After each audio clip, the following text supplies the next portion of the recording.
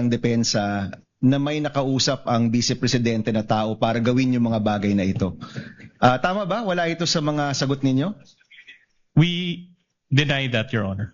That is not accurate, Your Honor, and we will present evidence or counter evidence to prove that. So let me clarify. Sa lahat ng sagot ninyo so far, hindi pa nyo tinatanggi ito, pero in your time presenting evidence, you will deny that there was a person contracted by the Vice President. Your Honor, to clarify, I don't understand, Your Honor, when we were asked, but in your answer, you have an answer. There is an impeachment. We denied it, Your Honor. We denied it in our answer, which we filed before the Senate Impeachment Court. You denied it in your answer? Correct, Your Honor. If I remember correctly, ang nabanggit doon ay freedom of expression.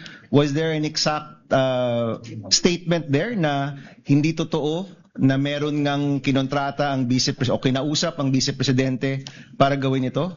We maintain our position that we denied it, Your Honor.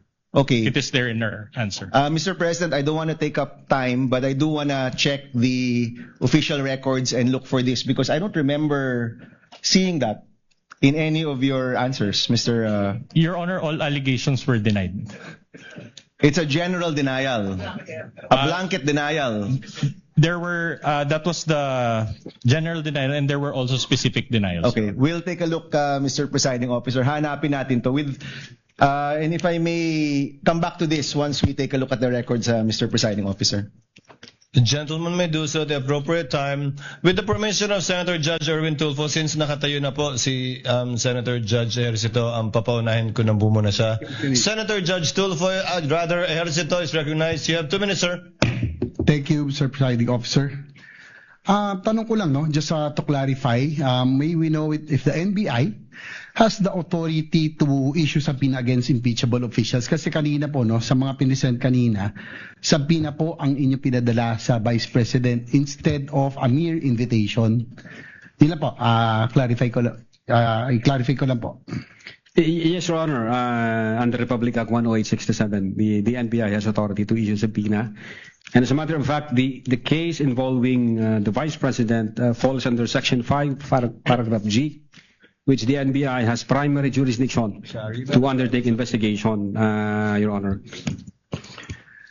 Likewise, for the information of everyone, may we know what constitutes a grave threat that will prompt the NBI to conduct an investigation as compared to a light threat? No, what are the elements that are needed to be present to be considered a grave threat? Well, for grave threat, Your Honor, if naalala ko siya, if a person threatens another person with the infliction upon the latter's person, property, or honor, or that of the latter's family,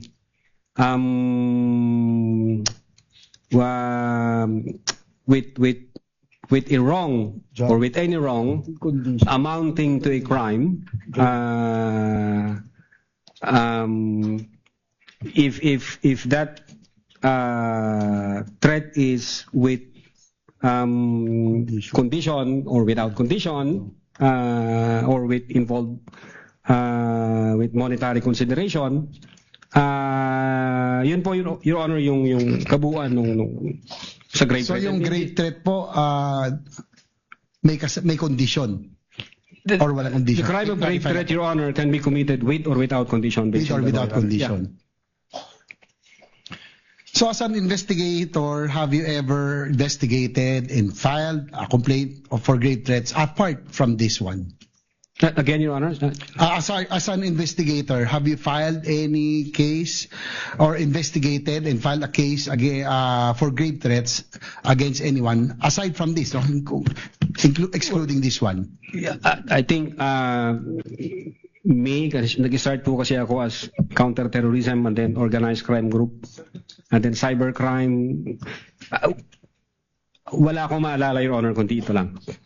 I mean, so far as my being in the NBI is concerned, Your Honor.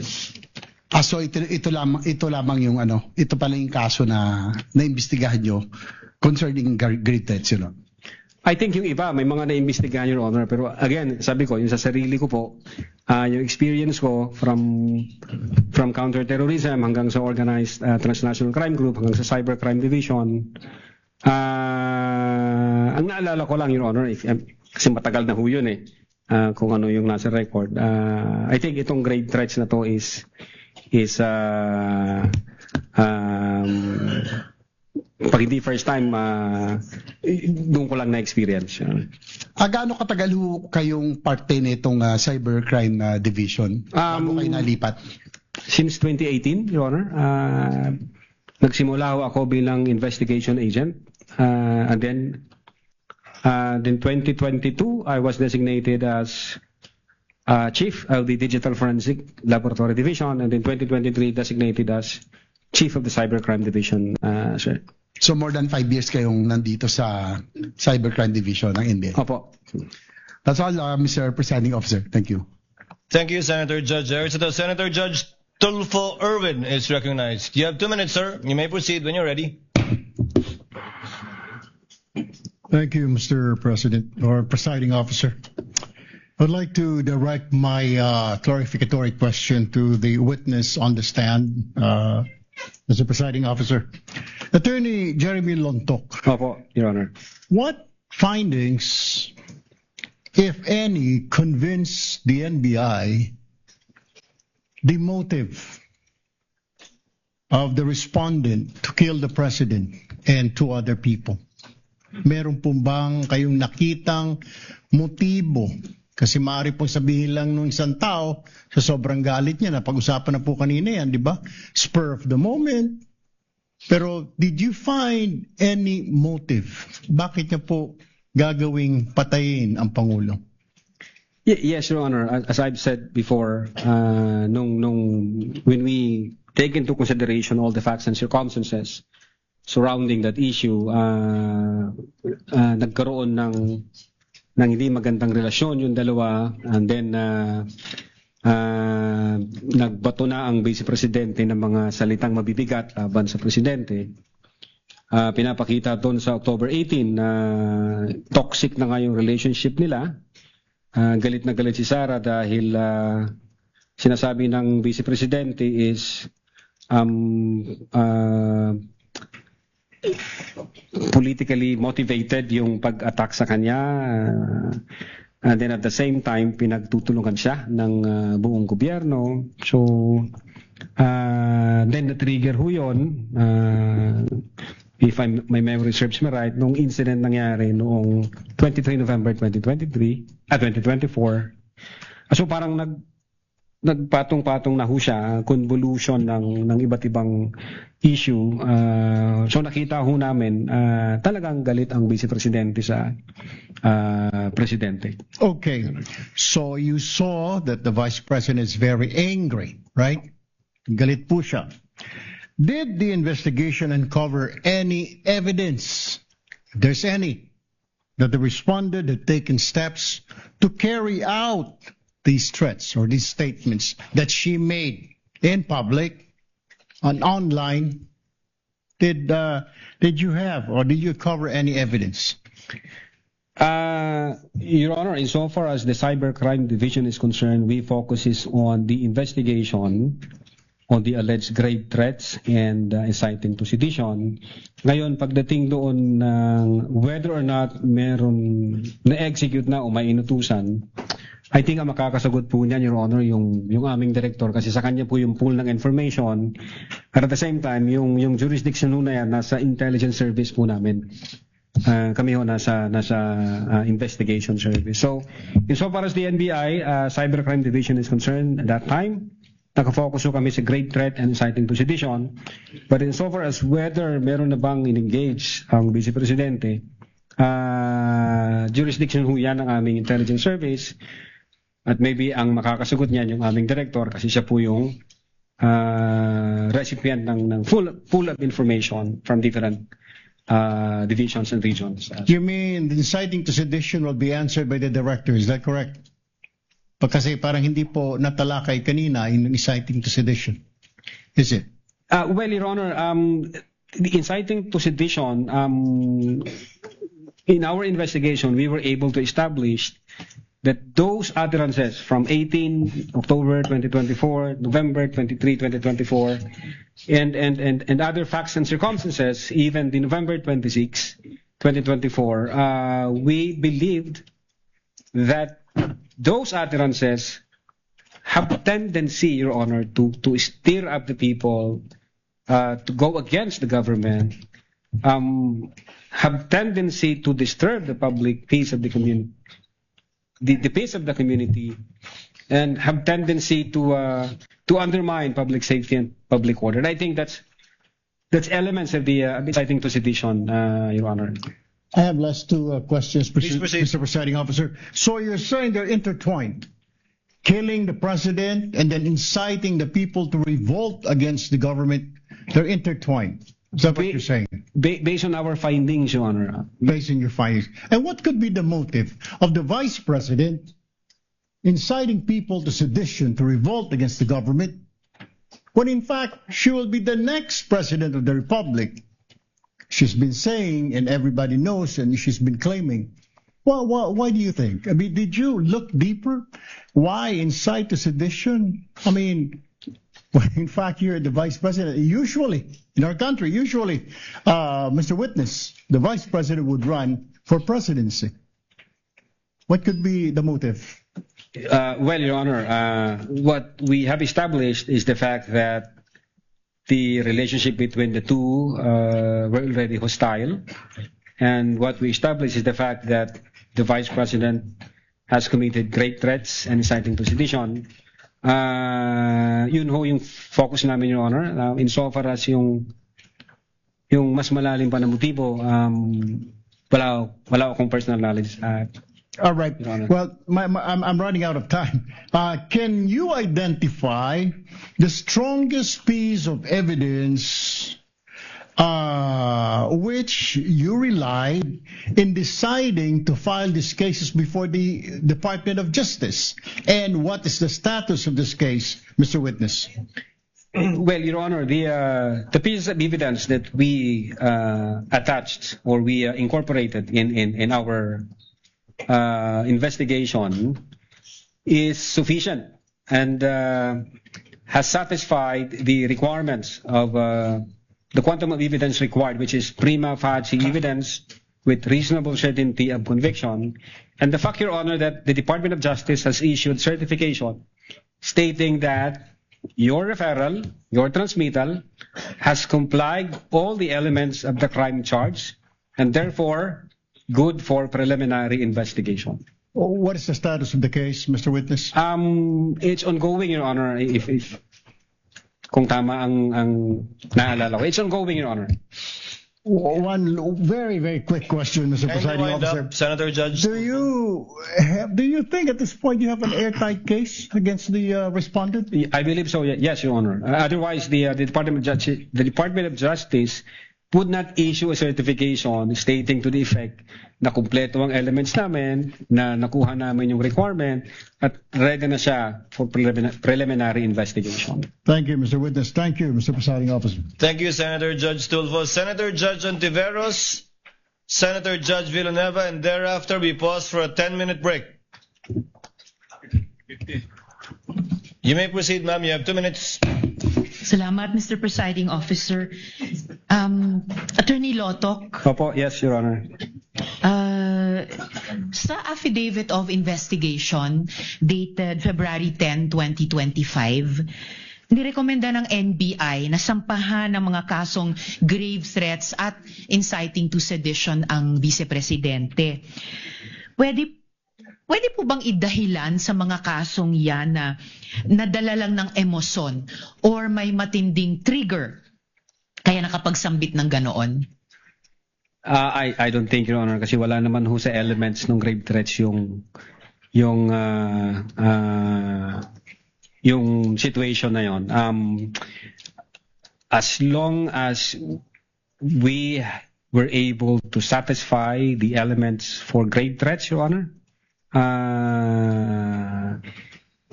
and when the Department of Justice certifies na kumpleto yung elemento doon, so no, Your Honor, hindi ho yan mamatter doon sa findings namin. At yung sinabi po ninyong elements of grave threats, yun po yung 4 na in-enumerate nyo kanina. Ano pong elements of grave threats? Yes, Your Honor. Number 1, that a person threatened to inflict another person upon the latter's person, honor, property, or that of the latter's family with any wrong. That's the first element. The second element, that wrong amounts to a crime. Then the third element is yung may demand for money or may condition na imposed. In our investigation, mayroon hong 3 acts para makommit yung grave threats. Base doon sa 3 elements na sinabi ko, the offender have complied with the threat na sinabi niya. The offender hindi niya na-comply yung threat na sinabi niya, or yung pangatlong act, yung walang condition yung threat na yon, Your Honor. Mga 2 beses nyo po binanggit yung salitang kondisyon, Attorney Lotoc. Itatanong ko yan mamaya-maya. Sa DOJ po, sa DOJ naman, may criteria ng reasonable certainty of conviction bago magsampa ng kaso.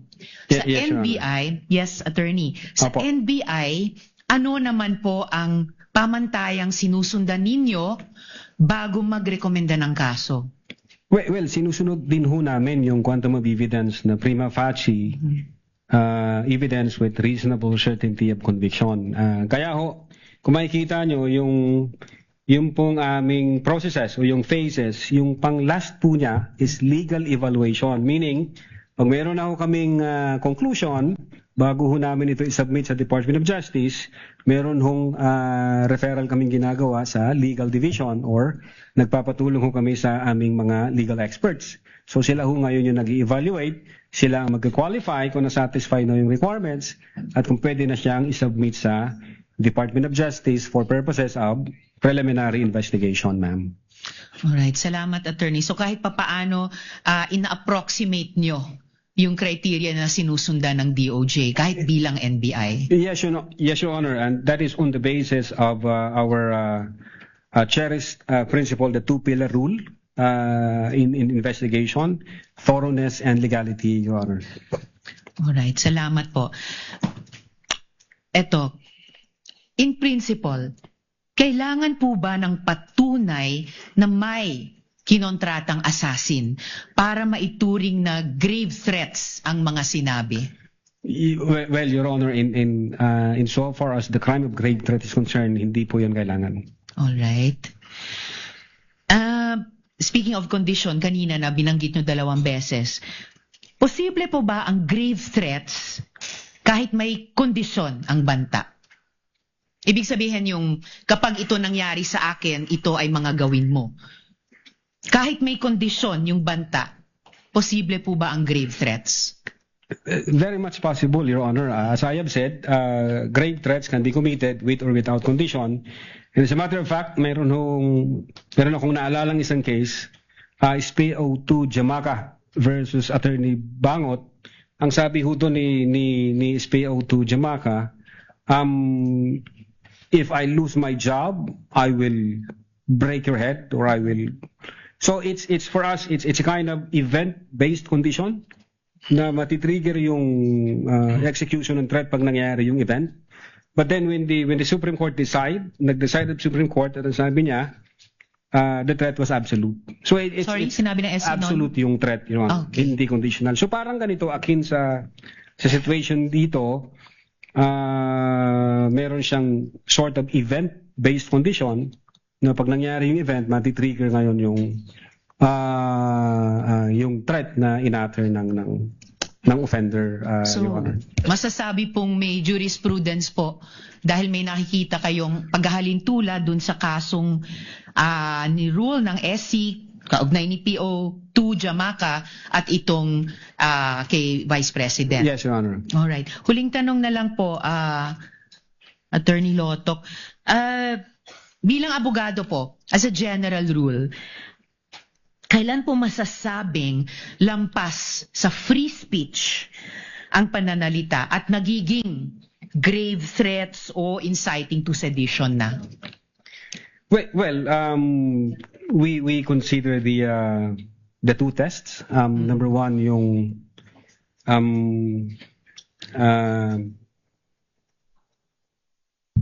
hindi ko mabigkas, Your Honor, but it's like ano bang tendency rule? If I may, Your Honor, just to refer my notes. May he, presiding officer. Kunti lang Witness po. may do so. Yeah. Kindly turn on the mic. Witness may do so, yes. Thank you po, Your Honor.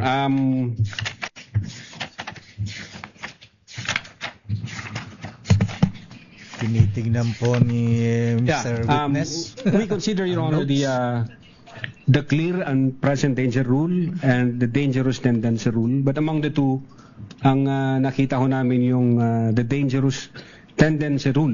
Meaning if the speech would have a tendency to create chaos or to create illegal acts, then that should be restricted. Pag may tendency ho na magiging ganon ang resulta. So, huli po, attorney, masasabing bang may parang spectrum pwedeng nagsisimula sa free speech pero pag lumalapit na dun sa dangerous tendency rule ay maaari na talagang tumawid sa magiging grave threats o inciting to sedition? Yon. Yes, Your Honor. Pwede ho yun. Alright. Maraming salamat po, Attorney Lotoc. Salamat po, Mr. Presiding Officer. Thank you. Noted and entered into the records. Senator Judge Villanueva, you have 2 minutes, sir. You may proceed. Thank you, Mr. Senate President, Presiding Officer. Just a few questions to our witness. Mr. Witness, it's been mentioned several times the importance of your investigation, that it falls under yung prima facie evidence with reasonable certainty of conviction. And nabanggit niyo po na fulfill po lahat yan, no? Kaya ho siguro nagkaroon ng first report at second report. Is that correct? Yes, Your Honor. And can you just for the record give us an idea, ano yung mga boxes that you have to fill in para pumasok po dito?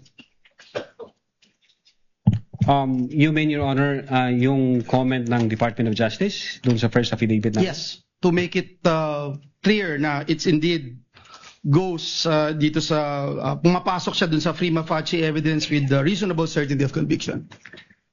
Well, basically, Your Honor, yung requirements na binigay ng DOJ from our point of view were administrative requirement. Hindi ho yun yung sustansya ng aming affidavit. Kasi hindi ho namin binago yung affidavit namin, yung pa rin ho yun eh. Ang nakita ho ng DOJ doon, yung affidavit ng, I think, authentication na kailangan i-attach doon, and others, yung TSN, affidavit of transcription, this is, from our point of view, to satisfy the requirements of admissibility. But insofar as the substance nung aming affidavit, Your Honor, hindi namin binago yon nung yung pangalawang submit namin. So it didn't change. So that's part of your fourth stage, no, yung legal evaluation. In that stage na legal evaluation, no, was it considered, Mr. Witness, yung binabanggit ni Vice President and even some of the defense panel, no, na it is actually a conditional threat that. And it appears that the Vice President, during the presentation of the video, is also getting threats. What can you say about that? Well, insofar as the threat against the life of the Vice President, the very reason why we issued subpoena and we sent letter for us to have the chance to talk to the Vice President and elicit some information, baka meron siyang maibigay na lead na pagsisimulan namin. Unfortunately, hindi ho siya nagpakita ng 2 beses at wala ho siyang maipinadalang representative para magbigay ng info. Kahit info lang, na mapavalidate namin, then matitrigger ho yung aming... But part of your investigation, did you pursue that? Indeed, there is a threat to the Vice President. Yes, Your Honor. We nag-check kami sa mga open sources. Nagtanong din kami. But again, insofar as the cybercrime division is concerned, limited ho kami doon, Your Honor, sa cases na may cyber aspect. Siguro ang makakasagot po niyan, yung aming intelligence service. Sila po ang may hawak dyan sa mga issue na yan. Kasi sila ho po yung recipient ng mga information from different But do you think it is important, if it is a conditional threat, it is also important to look at this aspect? Yes, Your Honor. Thank you. Mr. Witness. VP Sara Duterte Impeachment Trial at DZRH Special. Tuloy-tuloy po tayo mabigan sa ating special coverage sa impeachment trial ni Vice President Sara Duterte Carpio. Bago na tawagan ang mga reports, Ms. Thea, bumati ka muna. Good afternoon, Ms. Thea. Magandang hapon sa iyo, Lakay. Hanggang ngayon nagpapatuloy pa rin ang mainit na talakayan dyan sa Senado, pero malamig ang simoy ng hangin sa labas. Abay, mamasa-masa. Mahigit 2 oras na at alamin natin ang update sa loob ng Senado. Ayan, kumpleto pa ba? Ayan, ay yung mga senador ba ay nandyan lahat? Complete attendance except ba? dun sa 2 nakulong at isang nagtatago. Ayan, at ano ang sitwasyon sa loob? Aris number 28, Raymond Adpaz, please come in. Raymond. Mayor Mistaya na sentro sa testimonya ni Attorney Jerry Lotok ng National Bureau of Investigation na ang pagsatanong ngayong hapon, ito ay sa direct examination na isinagawa sa kanya ni Attorney Armando Virgil Ligutan, isa sa mga counsel for the prosecution. Itong si Lotok ay siyang dating hepe ng Anti-Cybercrime Group o Division ng National Bureau of Investigation. Dito niya pinatutunayan yung sinagawang investigasyon ni Agent John Mark Calilong na naunang nagtestigo dito sa impeachment court.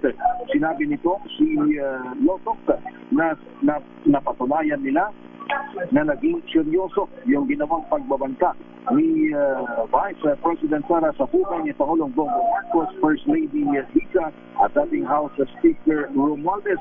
Dahil kitang-kita doon sa video, lalong-lalo na yung matinding pagmumura ng Vice Presidente. Sa katunayan ay ilang mga video clips ang ipinakita nito bilang patunay na kung paano siya galit na galit. Kaya sinabi nitong si Attorney Lotok na ito ay isang seryoso at totoong pagbabanta. Ang kanya pang ginamit na term ay the Vice President was furious and fuming mad nung umano ay ginawa ang pagbabanta sa isang online news conference noong November 23, 2024. Kasunod nito ay nagkaroon ng interes ang hindi na-imbestigahan ang naturang pagbabanta at maliban dyan ay gusto rin nilang imbestigahan yung sinasabi ng Vice President na siya ay may banta rin sa kanyang buhay. 2 beses siyang pinadaluhan ng subpoena, ngunit 2 beses hindi sumipot ang Vice Presidente bagkus ay nagpadalamang ito ng kanyang abogado na naglalaman ng dahilan kung bakit hindi siya sumisipot sa ginawang investigasyon ng National Bureau of Investigation. Una nito ay tumayo si Senator Alan Peter Cayetano at kinwestiyon ang kahilingan ng prosecution na gustong isingit itong si Attorney Melvin Matibag bilang testigo na kung pagkatapos daw nitong si Lotok ay susunod na sila itong si Matibag kinwestiyon ito dahil ang sabi niya bad precedent ito na kung minsan ang isang bureau chief ay pwedeng magdikta sa kagustuhan nito sa impeachment court. Kasunod nito ay yung mga pagtatanong din ni Senator Bam Aquino, J.B. Hercitor, Erwin Tulfo, Senador Risa at Senador Joel Villanueva. Dahil dito, magkakaroon ng 10-minute break bago bumalik para sa cross-examination sa testigong si Attorney Jeremy Lotok sa panig ng prosecution. Ito si Raymond.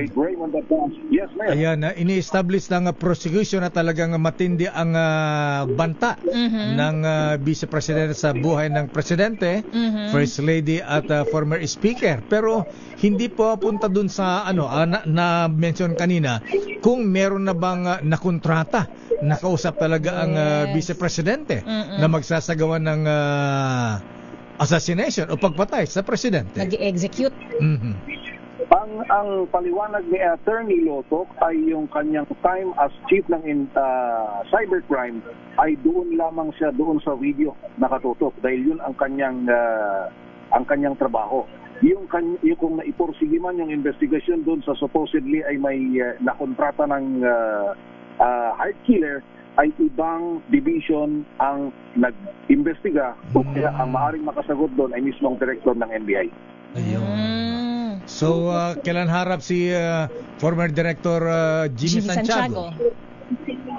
Wala pang decision ngayon dahil nga kino-question kanina ni Senator Alan Peter Cayetano yung biglang pagsingit ng isang testigo na pati yung defense ay ino-oppose din dahil labag daw sa itinakdang 3-day rule na dapat ay may paabiso sa kabilang partido. Okay. Maraming salamat, Raymond. Naka-break na. Mayor at Luspea. Maraming salamat, Raymond Adpaas, mula sa Senado at sa loob pa rin ng Senado. Isa ito sa mga magagandang developments, Lakay, na nagkaroon ng 10-minute break dito sa hearing. At alamin naman natin ang pinakahuli sa panig naman ng prosecution team, RH12 Milky Ganan, Manang Milky. Kaya naka-establish ng National Bureau of Investigation ang mga kwestiyon sa kakaibang asal ni Vice President Sara Duterte base sa investigasyon sa mga pagbabanta sa buhay ng Pangulo, Vice Presidente at dating House Speaker. Ito ang testimonya ni Attorney Ernie Lotok, ang Regional Director ng NBI sa BARM, sa pagtestigo ngayon sa Senate Impeachment Court. Ibinasa ito sa mga video na ipinalabas kung saan makikita at maririnig ang mga pagbabanta at ang Vice Presidente kay Pangulong Bongbong Marcos, First Lady Liza Marcos at dating House Speaker Martin Romualdez. Nang isinalawan ni Lotok kung ano daw ang attitude ni VP Sara sa mga panahong yon, and quote, the Vice President is furious and fuming mad. Samantala sa plano pa rin ng prosecution naman para mapabilis ang paglilitis, may pagtulungan ng House Prosecution Team sa Senate Impeachment Court para mapabilis ang paglilitis kay Vice President Sara Duterte. Ito ang tiniyak ni House Prosecutor at Legal Counsel Ray Tolosa sa apela ni Senator Panfilo Lacson na bilisan ang pagdinig dahil baka makaapekto sa schedule ng impeachment court. Sa ngayon, 11 days ang ibinigay sa House Prosecution Team para patunayan ang grave threats ng Vice Presidente sa Pangulo, unang ginang at dating House Speaker. Ayon kay Tolosa, gaya ng mga senator judges, nais nilang matapos ng impeachment trial sa lalong madaling panahon, pero hindi dapat na isakritisyo ang resulta ng paglilitis. Nilinaw din ni Tolosa, hindi ibig sabihin pinag-usapan itong pabilisan, ang importante mailatag na mabuti ang ebidensya dahil napakaseryoso ang pinag-uusapan natin sa mga alegasyon laban sa Vice Presidente. Para sa the Vice President Sara Duterte impeachment trial, the DCRA Special Coverage. Ako si Neil Gregoran, una sa Pilipinas, una sa Pilipino. Maraming salamat, Manang Milky Rigunan. At mula sa loob ng Senado, pumunta naman tayo sa labas. Ano na kaya ang sitwasyon, Ms. Thea? Alamin natin yan mula kay RH15 Giselle Ricafort. Giselle. Lakay, Ms. Thea, para kay dating Bayan Muna Party List Representative Nery Colmenares, mas lamang yung prosekusyon sa unang linggo ng impeachment trial ni Vice President Sara Duterte. Ayon kay Colmenares, sinubukan naman ng depensa yung kanilang makakaya, pero yung problema, mahina raw yung hawak nilang kaso ngayon. Maski sino pa niya yung iharap na abogado ng pangalawang Pangulo, mahihirapan na ipagtanggol yung assassination threat nito laban kina Pangulong Bongbong Marcos Jr. Sinabi ni Colmenares na isa itong open and shut case at hindi na dapat napahabain pa yung usapan. Hindi raw importante sa issue ng grave threat kung ano yung dahilan ng pagbabanta ng pangalawang Pangulo dahil isa na itong krimen sa ilalim ng ating batas. Naniniwala si Colmenares na makakukuha ng sapat na numero yung prosekusyon para ma-impeach ang pangalawang Pangulo. Pakinggan natin ang dating mambabatas. Prosecution. At siyempre, hindi mo may pagkait sa depensa that they tried their best. Ang problema ng depensa, medyo hina ang kaso. Kahit sino pa namang abogado dyan, paano mo ngayon itatanggi yung press con na sinabi at nakita ng lahat. Kung ikaw man ang abogado ng depensa, hirap talaga. Kaya the only thing you can do is object and object, technical and technical. So, mga prosecution not for anything except ang lakas ng kaso nila. Kasi this is an open and shut case. Hindi ito mahabang usapan pa. Ginawa ng abogado ang pahayag sa panayam ng media dito sa labas ng Senado kanina. Hindi siya nakapagparehistro kaya bigo siyang makapasok sa impeachment court ng Senado para sana tunghayan yung paglilitis. Samantala tumila na yung napakalakas na ulan at tumigil na rin yung malakas na bayo ng hangin na mahigit 1 oras ding naranasan dito sa bahagi ng mataas na kapulungan. Para sa The VP Sara impeachment trial, ito si Giselle Ricafort para sa DZRH una sa Pilipinas. Una sa Pilipino. Hindi ba natinag yung mga nagrarally sa malakas na ulan? Lakay, mahigit 30 Duterte supporters yung napasilong muna, Lakay, dito sa waiting shed ng sa labas ng Senado, Lakay, nung bumuhos yung malakas na ulan. Pero meron tayong isang taga-suporta na nakita, Lakay, nagkapote lang pero tuloy-tuloy yung kanyang solo na pagpoprograma, Lakay, dito sa bahagi ng Diokno Boulevard. Okay, maraming salamat. So, tigil na ang ulan. Tigil na, Lakay, pero nananatiling makulimlim yung panahon at umaambon na lang sa mga oras na ito. Okay, maraming salamat, Giselle. Salamat, Lakay. Balik sa inyo, Mr. Maraming salamat, Giselle Ricafort mula sa labas ng Senado. Standby! Lenta Narciso mula sa Malacanang. Nanood ba ang Presidente Marcos sa impeachment trial? O in-entertain ang tennis star? Oo. Alex Iyala, bisita ngayon. Pinaghahandaan yung pagbisita ni Alex. Mamaya alas 6 pa yata. Oo nga pala. Standby, let's. So, kumusta na si resigned Health Secretary Ted Herbosa? Abay, kastamit yung panagkaisip mo, Lakay. Bakit ka nakasmile? At kumusta kaya ang ang marching order ng Presidente sa susunod na Health Secretary, si incoming Secretary Dr. Britanyo Bricks Pujalte Jr. Ang paglilitis. VP Sara Duterte impeachment trial at DZRH Special. Babalikan natin ang mga report mamaya at ang impeachment trial. Oras, Miss Thea. Ganap ng alas 4:51 ng hapon. This time check is brought to you by... Wow, ang saya. Isang barangay na labada, puro mancha pa. Goodbye, pahinga. Mommy, isang laba lang yan sa Pride Bar Blue. May powerful stain-away enzymes na malupit sa dumit mancha. At di masakit sa kamay. Isang laba